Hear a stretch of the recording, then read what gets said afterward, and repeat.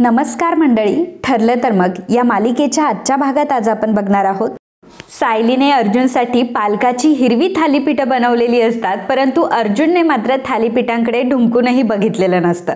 त्यामुळे सायलीने ठरवलेलं असतं की आता तीही जेवणार नाही आणि या सगळ्या गोष्टीचा राग ती भांड्यावर काढत असते। सारखी भांड्यांची आदळापट तिची सुरू असते। आता ते बघून कळतं की सायलीचं काहीतरी बिनसलंय। सगळेजण अंदाज लावत असतात। सायली तिची कामं करत असते। विमल म्हणते की सायली ताई, मी तुम्हाला काही मदत करू का? तेव्हा सायली म्हणते की नाही, नको। पूर्ण आजी आता टोमणा मारत म्हणत असते, आज काय बाबा, नवरा बायकोच्या हातचं न जेवता बाहेर निघून गेलाय ना, त्यामुळे ही शांतता पसरली आहे आणि भांड्यांची आदळापट होते त्याचं कारणही तेच आहे। असं जेव्हा पूर्ण आजी म्हणते तेव्हा मधुभाऊ हसू लागतात। सायलीला मात्र त्या गोष्टीचा अजूनच राग येत असतो। आता होतं असं की त्याच वेळी अर्जुन आणि चैतन्य तिथे येतात। अर्जुन आणि चैतन्याला बघून मधुभाऊ म्हणतात की अरे वा जावई बापू, तुम्ही आलात, या या या। अहो, तुमचीच तर आठवण काढत होतो। आता सायली जेव्हा अर्जुनला आलेलं बघते तेव्हा तिचं डोकं अजूनच सटकलेलं असतं, कारण एवढ्या आवडीने सायलीने थालीपीठ बनवलेली असतात आणि त्या थालीपीठांकडे अर्जुनने बघितलं सुद्धा नसतं। अशीच गोष्ट आधीही झालेली असते। अर्जुनच्या आवडीची लाल रंगाची बदामाच्या आकाराची बिस्किट सायलीने बनवली होती, तेव्हा सुद्धा अर्जुनने त्या बिस्किटांकडे ढुंकूनही बघितलं नाही।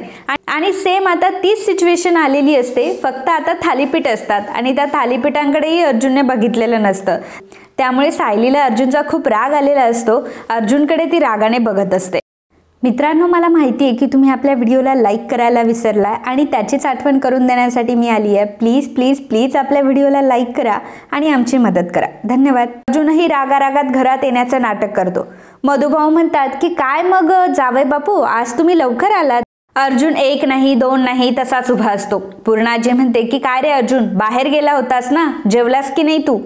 सायलीचं तर नुसतं तिळपापड होत असतं, तिला काय करावं असं झालेलं असतं। कचाकच जाऊन अर्जुन सोबत भांडावं असं तिला वाटत असतं। सायलीची नुसतीच गडबड होत असते आणि तिच्या हातातून भांडीही खाली पडत असतात। अर्जुन सायलीकडे बघत असतो आणि सायली रागाने अर्जुनकडे बघत असते। पूर्ण आजी अर्जुनला म्हणते की काय रे अर्जुन, अजून जेवला नाहीयेस वाटतं तू? सायलीच्या हातातून सगळ्या गोष्टी पडत असतात। त्यामुळे सायली मनामध्ये म्हणत असते की आता ह्या घरातले चमचे, ताट, वाट्या सगळं काही अर्जुन सुभेदारच्या बाजूने झालंय। सगळे मिळून मलाच छळा आणि माझा कोणी विचारच करू नका। सायली रागारागातच प्लेट पुसत असते। विमल मात्र सायलीच्या रागाचा रिस्पेक्ट करत असते आणि हळूहळू त्या प्लेट तिच्या हातामध्ये घेत असते, कारण सायली आज प्लेट सुद्धा फेकून द्यायला घाबरणार नाही अशी शक्यता विमलला वाटत असते। आता सायलीला चिडवण्यासाठी पूर्ण आजी ही गप्प बसत नसते। पूर्ण आजी म्हणत असते की काय हो मधुभाऊ, दुपारची थालीपीठ जरा जास्तच खमंग झाली होती ना?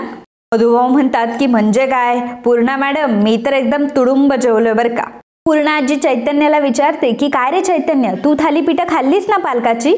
तेव्हा चैतन्य म्हणतो की पूर्ण आजी, अगं मला तर खाण्याची खूप इच्छा होती, पण माझा नशीब कुठे, एक तुकडा मला जेमतेम खायला मिळाला। असं म्हटल्यावर अर्जुन रागाने चैतन्याकडे बघत असतो। त्यामुळे चैतन्य म्हणतो की पण काही नाही, मी बाहेर गेलो होतो तेव्हा मी सँडविच खाल्लं ना, मी अर्जुनसाठी सुद्धा सँडविच घेतलं होतं, पण तो काय आज दिवसभर जेवला नाही। मग सायली जेव्हा हे ऐकते तेव्हा सायली अजूनच ताव काढत असते। सायलीला राग या गोष्टीचा येतो की याचा अर्थ माझ्या हातची तर पालकाची थालीपीठं खाल्लीच नाही, आणि एवढंच काय तर रागामध्ये यांनी बाहेर जाऊन सुद्धा काही खाल्लं नाही। त्यामुळे सायलीचा राग अजूनच वाढलेला असतो। त्यावेळी पूर्ण आजी म्हणते की बरं का मधुभाऊ, या घरामध्ये असे नवरा बायको आहेत की जे अजूनही दोघं उपाशीच आहे। नवरा न जेवता निघाला, मग काय बायको सुद्धा जेवली नाही। अर्जुन जेवलेला नाहीये त्यामुळे सायलीला वेगळा राग आलेला असतो आणि सायली जेवलेली नाहीये म्हणून अर्जुनला जास्त आनंद झालेला असतो। अर्जुनच्या चेहऱ्यावरची कळी आता खुललेली असते, कारण सायली जेवलेली नसते। कारण अर्जुन ठरवूनच आलेला असतो की जर सायली अजूनही जेवलेली नसेल, सायलीने जेवण केलं नसेल, तर याचा अर्थ सायलीचं माझ्यावर प्रेम आहे। मी जेवलो नाही म्हणून मिसेस सायली सुद्धा जेवल्या नाही आणि मग या गोष्टीतून कन्फर्म होईल की त्याही माझ्यावर प्रेम करताय। आणि नेमकं तसंच झालेलं असतं। सायली जेवलेली नसते, त्यामुळे अर्जुन मात्र खूप खुश असतो। पूर्ण आजी म्हणत असते की या नवरा बायकोच्या पोटात पालकाच्या थालीपीठाचा एकही घास जरी गेला नसेल तरी बाई जेवण मात्र माझ्या अंगावर आलंय। तेव्हा कुठेतरी अर्जुनला क्लिक होतं। अर्जुन विचार करतो की अरे, पालकाचं थालीपीठ म्हणजे ग्रीन कलर, पालक ग्रीन कलरचा असतो, ग्रीन कलरचं थालीपीठ म्हणजे मिसेस सायलीने माझ्यासाठी ग्रीन कलरची थालीपीठं बनवली होती। अर्जुनला आता प्रचंड आनंद झालेला असतो. अर्जुनचा आनंद आता गगनात मावेनासा असतो. पूर्णा आजी मधुभाऊंना म्हणत असते की मधुभाऊ मी जाते माझ्या रूममध्ये जरा आराम करते. मधुभाऊ म्हणतात की हो, आणि मी सुद्धा एक पुस्तक वाचायला घेतलंय, आता ते पुस्तक संपल्यावरच बाहेर येईल, आता मी देखील माझ्या खोलीत जातो. असं म्हणून मधुभाऊ निघून जातात. पूर्णा आजी तिथून निघून गेलेली असते. सायलीचं आणि अर्जुनचं आधीच भांडण पेटलेलं असतं, त्यामुळे विमल सुद्धा तिथून पळ काढत असते आणि पूर्णा आजीला म्हणत असते की पूर्णा आजी तुमची खोली साफ करायची राहिली आहे ना, मी तुमची खोली साफ करून देते, हां मीही येते तुमच्यासोबत. असं म्हणून विमलही तिथून निघून गेलेली असते. आता अर्जुन बघत असतो सायलीकडे प्रेमाने आणि सायली बघत असते अर्जुनकडे रागाने. अर्जुनवरचा राग ती भांड्यांवर काढत असते. तेव्हा चैतन्य ह्या दोघांकडे बघत असतो. दोघंही एकमेकांकडे बघत असतात. तेव्हा चैतन्य हळूच अर्जुनला म्हणतो, अर्जुन मी जातो माझ्या खोलीमध्ये देसाई केसवर काम करायला, तुमचं चालू देत, माझं एकटाच काम करतो हा मी. All the best Arjun. असं म्हणून आता चैतन्यही तिथून निघून गेलेला असतो. अर्जुन मात्र सायलीकडे अजूनही बघतच असतो, परंतु प्रेमाने बघत असतो. अर्जुनचा मूड आता पूर्णपणे चेंज झालेला असतो, कारण सायलीकडनं आत्तापर्यंत त्याला सगळ्यात मोठा प्रेमाचा सिग्नल मिळालेला असतो. परंतु बिचारी सायली मात्र खूप हर्ट झालेली असते. तिने अर्जुनसाठी 2दा प्रयत्न केलेले असतात, परंतु 2दाही तिचे प्रयत्न अयशस्वी झाले. अर्जुनसाठी तिने एवढी हिरव्या रंगाची थालीपीठं बनवली, परंतु अर्जुन सरांनी ही गोष्ट नोटीसही केली नाही. याचा अर्थ अर्जुन सरांचं माझ्यावर प्रेम नाहीये, म्हणून सायली हर्ट झालेली असते आणि तिच्या डोळ्यात लगेचच पाणी येतं. अर्जुन आता हळूहळू तो सायली जवळ आलेला असतो. सायली जवळ आल्यावर तिच्या हातातला जो चमचा असतो तो पहिल्यांदा खाली ठेवतो. सायली तरी सुद्धा रडवेलीच असते. रागानेच आता ती अर्जुनकडे बघत असते. तिला आतापर्यंत एवढा राग तिच्या चेहऱ्यावर कधीच दिसला नसेल, जो राग तिच्या चेहऱ्यावर आत्ता दिसत असतो. अर्जुनही नोटीस करत असतो. अर्जुनला माहीत असतं सायलीला राग का बरं आलाय, परंतु आता हा राग शांत करण्याची जबाबदारी सुद्धा अर्जुनचीच असते. त्यामुळे अर्जुन सायलीच्या जवळ जातो, सायलीच्या कमरेवरचा पदर काढतो आणि सायली दचकते. मग सायली आता लाजेनेच अर्जुनकडे बघू लागते. सायली आता लाजत असते. तिचा मूड पूर्णपणे चेंज झालेला असतो. अर्जुन आता सायलीच्या हातातली सगळी कामं बाजूला ठेवतो आणि सायलीचा हात तो हातामध्ये घेतो. सायली मात्र 7वे आसमान पर. सायलीला काय करावं काही सुचत नसतं. जे काही तिने आतापर्यंत स्वप्नात बघितलेलं असतं, तिचं स्वप्न आज सत्यात उतरत असतं. त्यामुळे आपण काहीतरी स्वप्नच बघतोय असंच तिला वाटत असतं. अर्जुनकडे ती बघत असते. अर्जुन तिला एवढं प्रेमाने जवळ घेत असतो. यामुळे सायली आता पूर्णपणे भारावून गेलेली असते. अर्जुन आता सायलीचा हात हातामध्ये घेऊन तिला डायनिंग टेबलच्या खुर्चीवर आणून बसवतो आणि मग त्यानंतर अर्जुन आता थालीपीठं बघतो. थालीपीठं हिरव्या रंगाची असतात, त्यामुळे अर्जुनचा चेहरा अजून खुललेला असतो. अर्जुन सायलीच्या ताटामध्ये एक थालीपीठ ठेवतो. त्यानंतर चटणी देखील सायलीला वाढतो. मग तो स्वतः आता सायलीजवळ बसतो. सायलीकडे बघत असतो. सायलीचा राग आता पूर्णपणे तिच्या मनातून निघून गेलेला असतो. ज्या क्षणी अर्जुन तिच्या जवळ आलेला असतो त्या क्षणीच अर्जुनने सायलीला जिंकलेलं असतं. त्याचवेळी सायली पूर्णपणे तिचा राग विसरून गेलेली असते. अर्जुन आता सायलीकडे बघून सायलीला विचारतो की भूक लागली आहे ना तुम्हाला. तेव्हा सायली मान डोलावते. अर्जुन म्हणतो की माहिती आहे मला तुम्हाला भूक लागली आहे, मला देखील भूक लागली आहे, सकाळपासून मी काहीच खाल्लं नाहीये. त्यावेळी सायली बोलून जाते की मी पण. असं म्हटल्यावर अर्जुनच्या आता काळजात असं धस्स झालेलं असतं. अर्जुन आता क्षणाचाही विलंब न करता सायलीला पहिल्यांदा एक घास भरवतो. सायली सुद्धा प्रेमाने अर्जुनकडे बघत असते आणि आता कुठेतरी तिच्या थालीपीठांचा काहीतरी अर्थ लागला. तिच्या मेहनतीचं काहीतरी चीज झालेलं असतं. त्यामुळे सायली मात्र खूप खुश असते. अर्जुनकडे ती बघत असते. अर्जुन मनामध्ये विचार करत असतो की मिसेस सायली जेवल्या नाहीत, मिसेस सायली उपाशी राहिल्यात. याचा अर्थ नक्की काय होतो? मी तरी अजून कुठल्या सिग्नलची वाट बघतोय? मिसेस सायली माझ्यासाठी उपाशी राहिल्या, असं उपाशी कोणी कसं काय राहू शकतं? आपल्या प्रिय व्यक्तीसाठीच आपण उपाशी राहतो. मी सुद्धा मिसेस सायलींसाठी आधी उपाशी राहिलेलो आहे. कारण का तर माझं मिसेस सायलींवर खूप प्रेम आहे आणि आज मिसेस सायली माझ्यासाठी उपाशी राहिल्या, याचा अर्थ मिसेस सायलींचं सुद्धा माझ्यावर खूप प्रेम आहे. आणि त्यानंतर ही हिरव्या रंगाची थालीपीठं. मी जरी मिसेस सायलींना म्हटलं असेल की मला हिरवा रंग आवडतोय, मला वाटलं होतं की त्यांनी हिरव्या रंगाची साडी नेसून यावी, परंतु काही कारणामुळे त्यांना नसेल जमले ती साडी नेसायला, पण हिरव्या रंगाची थालीपीठे तर त्यांनी बनवली. याचा अर्थ मिसेस सायली मला काय सिग्नल देऊ पाहताय? मी जो विचार करतोय ते खरंय का? मी तर मिसेस सायलींच्या प्रेमात आहे, याचा अर्थ हे सर्व सिग्नल देऊन मिसेस सायली सुद्धा माझ्या प्रेमात पडलायत आणि अजून मला कुठल्या पुराव्यांची गरज हवी आहे? सायली सुद्धा अक्षरशः भारावून गेलेली असते. अर्जुन मात्र लाजत असतो. अर्जुनचं सगळ्या गोष्टींचं आज चीत झालेलं असतं. सगळ्या प्रश्नांची आत्तापर्यंत त्याला उत्तरं मिळालेली असतात. आत्तापर्यंत तो सारखा कन्फ्यूज असतो की मिसेस सायलींचं माझ्यावर प्रेम आहे की नाही. परंतु आता मात्र त्याला सिग्नल मिळालेले असतात की नाही, कुठेतरी मिसेस सायलींचं माझ्यावर प्रेम आहे आणि मिसेस सायली सुद्धा मला लाईक करताय. अर्जुनला या गोष्टीची खात्री पटलेली असते. सायली सुद्धा मनात विचार करत असते, सर मला का म्हणून भरवतील? ते माझ्यावर का रागवले होते माहीत नाही, परंतु मी जेव्हा उपाशी आहे ही गोष्ट त्यांना कळली तेव्हा त्यांचा राग कुठे पळून गेला. हे प्रेमच असेल ना, असं म्हणून सायली सुद्धा खूप खुश होत असते. अर्जुनकडे ती बघत असते. सायलीने सुद्धा अर्जुनला घास भरवलेला असतो. अर्जुन खूप खुश होत असतो. त्यानंतर अर्जुन आणि सायली त्यापुढील प्रत्येक घास दोघंही एकमेकांना भरवत असतात आणि एकमेकांच्या हाताने जेवण करत असतात. इकडे नागराज हा प्रियाला म्हणत असतो की आज खरं तर आपण मेलोच होतो. आज अक्षरशः मला वाटलं होतं की या घरातला माझा हा शेवटचाच दिवस असणार. आता तर काय की दादाची हातची प्रॉपर्टी माझ्या हातून जाणार असं मला वाटलंच होतं, परंतु काय, नशिबाने साथ दिली. प्रिया नागराजला म्हणत असते की उगाचच खुश होऊ नका, आपल्यावरचं काही संकट टळलेलं नाही अजून. आपलं संकट पूर्णपणे नाहीसं नाही झालंय, फक्त आजचं संकट आपलं उद्यावर गेलंय. याचा अर्थ ते संकट परत येणार याची शक्यता नाकारता येत नाही. आणि तुम्ही ऐकलत ना किल्लेदार त्या आर्टिस्टला काय म्हणाला ते? प्रतिमाला बरं वाटलं की पुन्हा एकदा स्केच काढायला ये. आता पुन्हा एकदा स्केच काढायला तो आला आणि त्यावेळी प्रतिमाला सगळ्या गोष्टी आठवल्या तर काय करणार आहोत आपण? जर प्रतिमाने मैपतचं स्केच काढायला सांगितलं आणि हुबेहूब त्या आर्टिस्टने जर मैपतचं स्केच काढलं तर मात्र आपण मेलो.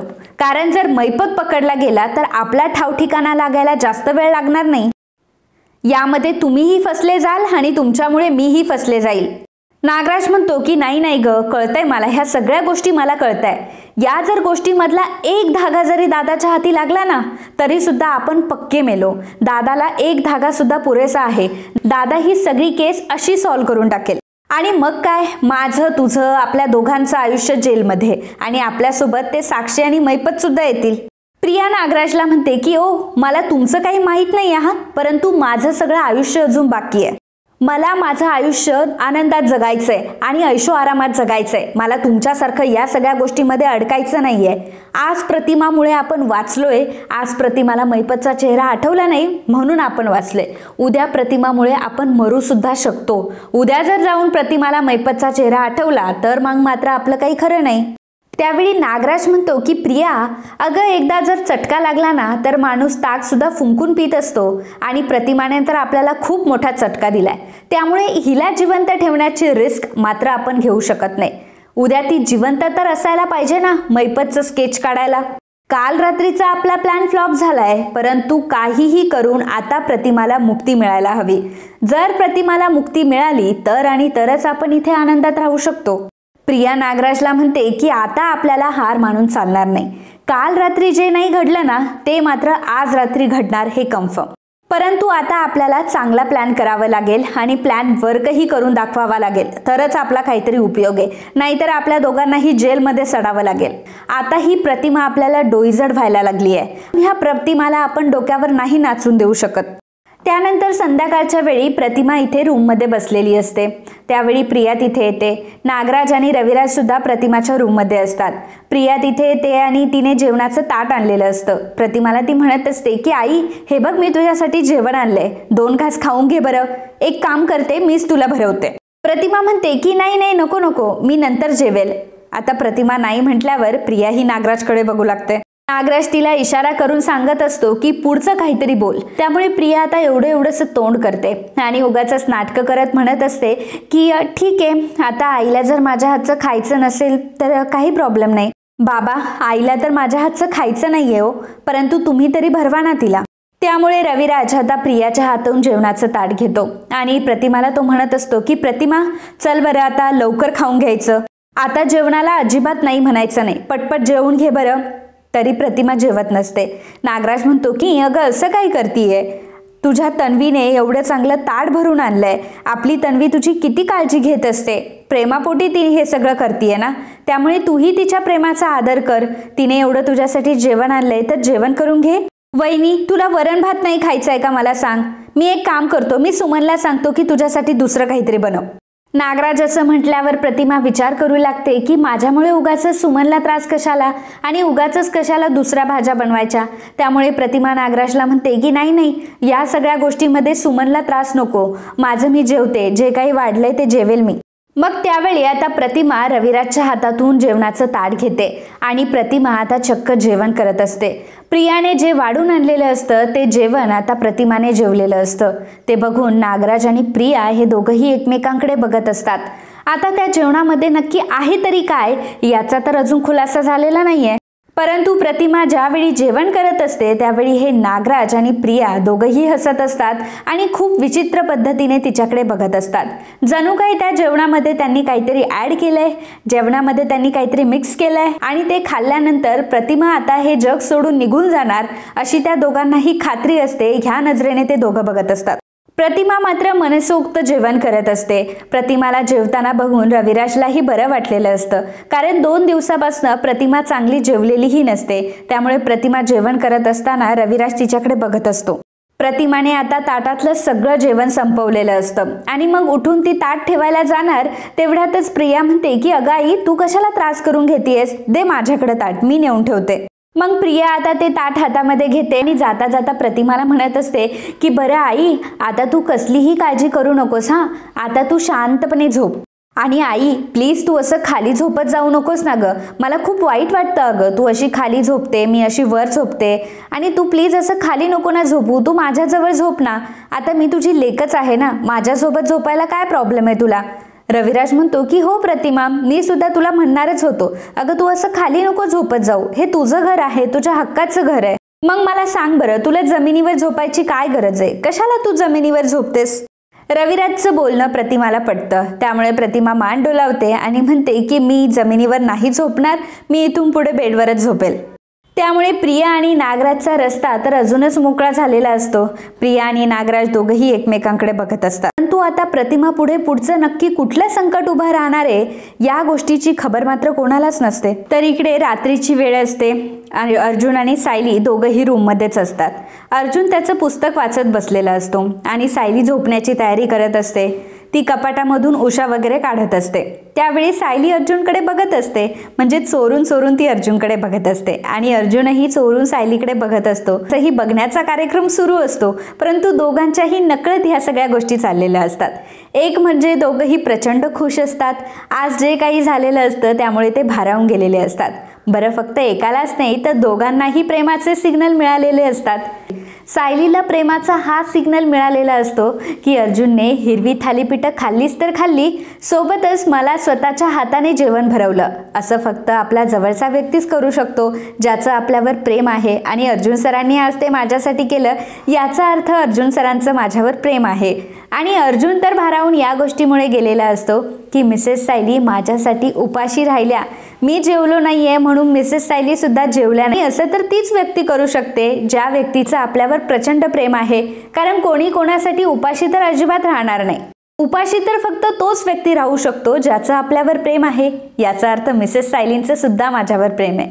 त्यामुळे मला आता दुसऱ्या कुठल्या सिग्नलची गरजच नाही आहे. आता मला समजलंय की मिसेस सायली माझ्यावर प्रेम करताय. अर्जुनला आता या गोष्टीची खात्री पटलेली असते आणि तो सारखा सायलीकडे बघत असतो. सायली सुद्धा चोरून अर्जुनकडे बघत असते आणि मग सायली आता बेडवर बसते. तिचं उषा लावण्याचं काम चालू असतं आणि गाण्याच्या माध्यमातून आता ती अर्जुनला काहीतरी सांगण्याचा प्रयत्न करत असते. गाणं म्हणत असते की सांग कधी कळणार तुला भाव माझ्या मनातला. सायली जेव्हा गाणं गुणगुणत असते अर्जुनकडे बघून ती गाणं म्हणत असते. अर्जुन ही गोष्ट नोटीस करत असतो.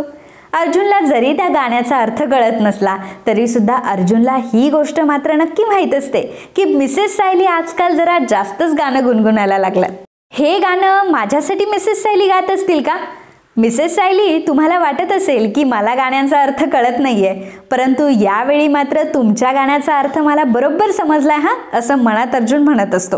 अर्जुन जरी मनातल्या मनात बोलत असला तरी सुद्धा सायलीपर्यंत ते पोहोचत असतं हा.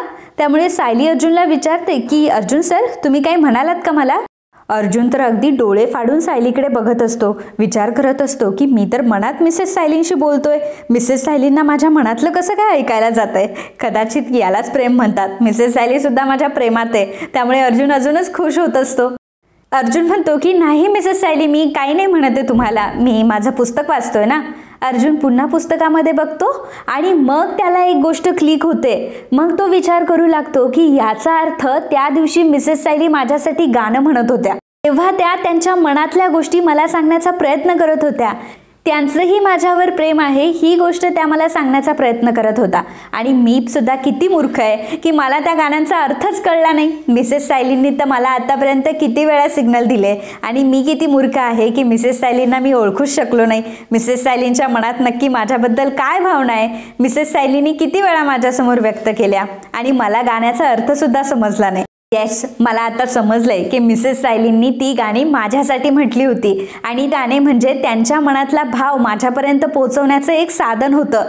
याचा अर्थ मिसेस सायली त्या दिवशी नकळतपणे त्यांच्या मनातल्या भावना मला सांगत होत्या, त्यांचं प्रेम मला व्यक्त करत होत्या, परंतु ही गोष्ट मलाच कळली नाही. पण मिसेस सायली सुद्धा ना एवढी डिफिकल्ट गाणी का बरं चूज करायची? त्यांना माहिती आहे माझा मराठीचा प्रॉब्लेम आहे, मला एवढी हार्ड मराठी नाही येत बोलता. सायली तरी सुद्धा अर्जुनकडे बघत असते. गाणं गुणगुणण्याचं तिचं काम सुरूच असतं. सांग कधी कळणार तुला भाव माझ्या मनातला, ती हेच गाणं गुणगुणत असते. अर्जुनला आता नोटीस झालेलं असतं. आता अर्जुनला कन्फर्म झालेलं असतं की नाही, मिसेस सायली माझ्यावर आता 100% प्रेम करता आणि मिसेस सायलीने याआधी सुद्धा मला सिग्नल देण्याचा प्रयत्न केलाय. त्यामुळे अर्जुन आता उठून सायलीजवळ बसायला जातो. अर्जुन आता सायलीकडे बघतच असतो आणि सायली ही अर्जुनकडे बघत असते. त्यावेळी अर्जुन सायलीच्या हातामध्ये ब्लँकेट देतो आणि मग सायलीला कळतं की अरे मी तर अर्जुनकडेच बघतीये, अर्जुन सरांना डाऊट येईल अशाने. त्यामुळे सायली पटकन स्वतःला सावरते आणि जरा बाजूला जाते. सायली आता तिचे कानातले, तिचे हार वगैरे काढून ठेवत असते. त्यावेळी अर्जुन आता चोरून चोरून तिच्याकडे बघत असतो आणि अर्जुन पुस्तकाच्या बाजूने तिच्याकडनं बघत असतो, पुस्तकाच्या वरून तिच्याकडे बघत असतो. सायली ही गोष्ट नोटीस करत असते की अर्जुन माझ्याकडे बघतोय आणि अर्जुनचंही बघण्याचं काम सुरूच असतं. सायली आता बरोबर पकडते. मग सायलीचं लक्ष जातं अर्जुनच्या पुस्तकाकडे. अर्जुनचं पुस्तक असतं उलटं आणि अर्जुन उलटं पुस्तक वाचत असतो. सायलीला फार हसायला येतं. सायली आता अर्जुनजवळ जाते, मागे हाताची घडी घालते आणि अर्जुनला विचारते की सर, माझ्या मनात एक प्रश्न आहे आणि त्याचं उत्तर मला काही केलं मिळत नाहीये, प्लीज तुम्ही मला त्या प्रश्नाचं उत्तर द्याल? आता अर्जुन अजूनच वरच्या स्टेजला गेलेला असतो. अर्जुनला असं वाटतं की अरे मिसेस सायली आता मला प्रेमाबद्दल काही प्रश्न विचारताय की काय? मिसेस सायली मला हा तर प्रश्न विचारणार नाही ना की अर्जुन सर तुमचं माझ्यावर प्रेम आहे की नाही, जसं त्यांचं माझ्यावर प्रेम आहे आणि मग मी तर लगेच म्हणून टाकेन हो मिसेस सायली माझं तुमच्यावर खूप प्रेम आहे. अर्जुन आता खूप एक्सायटेड झालेला असतो. सायली आता नक्की काय प्रश्न विचारणार आहे याची त्याला आस लागलेली असते. सायली आता अर्जुनला विचारते की अर्जुन सर, मला एका प्रश्नाचं उत्तर मिळत नाहीये हो, मला सांगा ना की पुस्तक उलटं कसं वाचतात हो? सायली जेव्हा अर्जुनला हा प्रश्न विचारते तेव्हा अर्जुन म्हणतो की पुस्तक उलटं वाचायचं, आणि याचं सुद्धा उत्तर तो सायलीला देत असतो की पुस्तक असं उलटं वाचायचं. आणि मग त्याचं लक्ष जातं की अरे मी तर पुस्तक उलटं वाचतोय. त्याच्या हातातल्या पुस्तकाकडे आता त्याचं लक्ष गेलेलं असतं आणि अर्जुन आता तोंडावर पडलेला असतो. सायली मात्र त्याचा मजाक उडवत असते. सायलीने हसण्याचा एकही चान्स सोडलेला नसतो. अगदी मोठमोठ्याने ती अर्जुनवर हसत असते. सायली एवढं गोड हसते म्हटल्यावर अर्जुन कसा स्वतःला कंट्रोल करेल, त्यामुळे अर्जुनही खूप हसत असतो. दोघांमध्ये आता सगळ्या गोष्टी एकदम छान झालेल्या असतात आणि दोघं आता लवकरात लवकर एकमेकांना प्रपोज करणार असतात. तर मित्रांनो, आजचा हा भाग इथेच संपतो. पुढील भागात आपल्याला बघायला मिळणार आहे. त्यानंतर अर्जुन आणि सायलीचा बर्थडे असतो. अर्जुन आणि सायली दोघंही एकत्र बर्थडे सेलिब्रेट करत असतात. म्हणजे अर्जुनचा खरा बर्थडे असतो, परंतु सायली मात्र अर्जुनच्या बर्थडेच्या दिवशी मधुभाऊंना सापडलेली असते. त्यामुळे त्या दिवसापासून मधुभाऊ हे सायलीचा बर्थडे करत असतात. म्हणून अर्जुन आणि सायलीचा बर्थडे हा एकाच दिवशी आलेला असतो. आता अर्जुन आणि सायलीचा बर्थडे जेव्हा सेलिब्रेट होत असतो तेव्हा अर्जुन आणि सायली दोघंही मिळून एकत्र केक कट करत असतात. सगळेजण त्यांना बर्थडेचं विश करत असतात. हॅपी बर्थडे अर्जुन सायली, सर्वजण त्यांना विश करत असतात. घरात जल्लोष असतो, सेलिब्रेशन सुरू असतं. परंतु त्यावेळी अचानक सायलीला असं काय होतं माहीत नाही. सायलीला अचानक आता डोकं दुखायला लागतं. डोक्याला हात लावून ती बसते आणि अचानक ती खाली सुद्धा पडते. सायली आता बेशुद्ध झालेली असते. तशीच सोफ्यावर मागच्या मागे ती पडलेली असते. सायलीची ही दशा बघून आता सर्वांना प्रचंड मोठं टेन्शन आलेलं असतं. सर्वजण घाबरलेले असतात. अर्जुन तर आता पूर्णपणे हादरलेला असतो. सायलीला नक्की काय झालं असेल आता त्याला भीती वाटू लागते. कुठलीच गोष्ट कळायला मार्ग नसते. सर्वजण घरातले आता घाबरलेले असतात. बरं, सायलीला हे सगळं का झालं असेल हेही कोणाला कळत नसतं. तर मित्रांनो, तुम्हाला काय वाटतं की सायलीला नक्की काय झालं असेल? सायली अचानक अशी बेशुद्ध का म्हणून पडली असेल? सायलीला काही सिग्नल आले असतील का? जेव्हा सर्वजण happy birthday Arjun Sayali, happy birthday Arjun Sayali जेव्हा विश करत होते तेव्हा सायलीला काही गोष्टी आठवल्या असतील का? तिला तिचं बालपण आठवलं असेल का? जेव्हा सगळेजण त्यांच्यासाठी उत्साहाने गात होते तेव्हा तिला काही गोष्टी आठवल्या असतील का? या सगळ्या प्रश्नांची उत्तरं आपल्याला येणाऱ्या भागांमध्येच बघायला मिळतील. तोपर्यंत मित्रांनो, तुम्हाला वाट बघावी लागेल ते येणाऱ्या एपिसोडची. आणि सगळ्यात महत्त्वाचं मित्रांनो म्हणजे की मी तुम्हाला एवढे रोज सकाळचे अपडेट देते, तो आपले खूप असे व्ह्यूअर्स आहेत की जे आपल्या चॅनलला सबस्क्राईब करत नाही. माझी त्यांना विनंती आहे की जर अजूनही तुम्ही चॅनलला सबस्क्राईब केलं नसेल तर प्लीज चॅनलला सबस्क्राईब करा. आणि सगळ्यात महत्त्वाचं म्हणजे लाईक. आपल्या व्हिडिओला लाईक करायला विसरू नका. लाईक न करता पुढेच जाऊ नका. तर मित्रांनो, भेटूयात आपण पुन्हा उद्याच्या भागात. धन्यवाद.